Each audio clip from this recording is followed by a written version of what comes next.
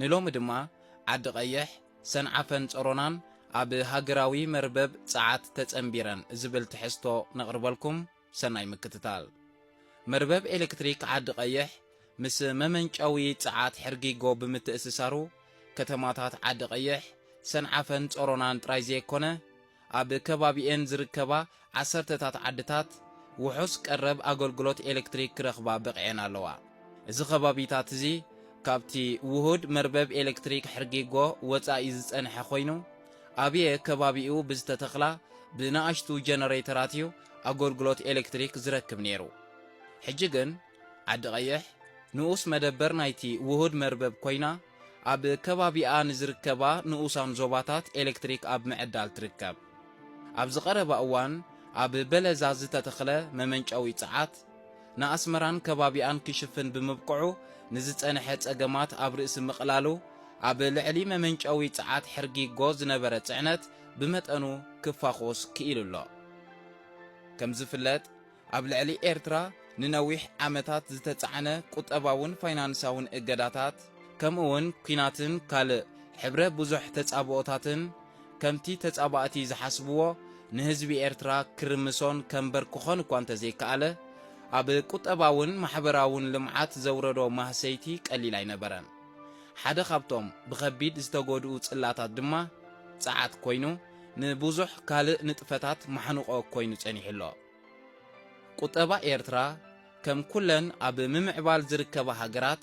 ናይ ዕንጋሎ ቁጠባ ማለት ካብ ኢድካ ናብ ኣፍካ እዩ ናብ ምስናዕን ምምስራሕን ገጹ ዘምርሐ ቁጠባ ኣይኮነን ካብዚ ዓይነት ቁጠባ ዝወፂኻ ናብ ምስናዕን ኢንዱስትርያውነትን ናብ ምስሓብ ናይ ውሽጥን ግዳምን ወፍርታትን ዓለማዊ ንግድን ክትኣቱ ከም ቅድመ ኩነት ንዓኡ ዝኸውን ረቋሒታት ምምላእ ይሓትት ሓደ ካብቶም መሰረታውያን ረቋሒታት ድማ እኹል ጸዓት ናይ ምምንጫው ዓቕሚ እዩ ቀረብ ጸዓት ካብ ዘቤታዊ ህይወት ጀሚርካ ንኹሉ ቁጠባውን ልምዓታውን ማሕበራውን ዕማማት ኣዝዩ ወሳኒ እዩ ብዘይ ኤሌክትሪክ ክሕሰብ ዝኽእል ቁጠባዊ ዕቤት ኮነ ማሕበራዊ ምስግጋር ክህልው ኣይክእልን ፕሬዚደንት ኢሳያስ ኣፈወርቂ ኣብ ዝሓለፈ ቃለ መጠይቃቱ ከም ዝገለጾ ነቲ ብርዱእ ምኽንያታት ወዲቑ ዝጸንሐ ኣገልግሎት ኤሌክትሪክ ንምብርባር ብደረጃ ሃገር ካብ 360 ሜጋዋት ጀሚሩ ናብ ልዕሊ 2000 ሜጋዋት ዝኸይድ መመንጨዊታት ጸዓት ንምምዕባል ኣብ 12 ንኡሳን መደበራት ዝተኸፋፈለ ነፍሲ ወከፍ መደበር 30 ሜጋዋት ዘመንጭወሉ ሃገራዊ መርበብ ተሳኢሉ ኣብ ምትግባር ይርከብ ኣሎ ስለዚ ኣብዚ ሕጂ ዝትግበር ዘሎ ፕሮጀክትታት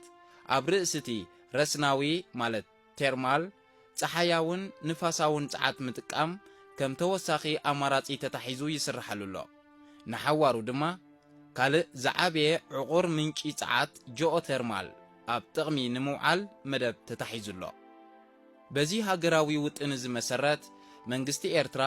ምስ ባንክ ልምዓት ኣፍሪቃ ብምትሕብባር ተሓዳሲ ጸዓት ንምምዕባል ዘበጋገሶ ፕሮጀክትታት ኣብ ምትግባር ጸኒሑን ኣሎን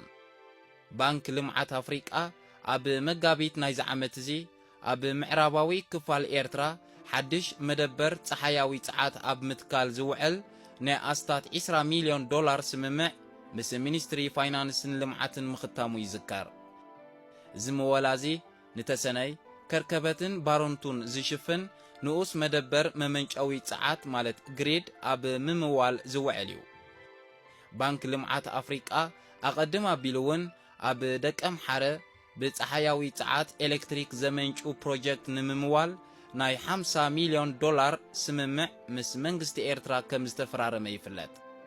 እዚ 30 ሜጋዋት ጸዓት ንምምንጫው ዝዓለመ ናይ ደቀም ሓረ ፕሮጀክት እዚ ኣብ መስርሕ ትግባረ ዝርከብ ኮይኑ ኣብ 2026 ክዛዝም ትጽቢት ይግበረሉ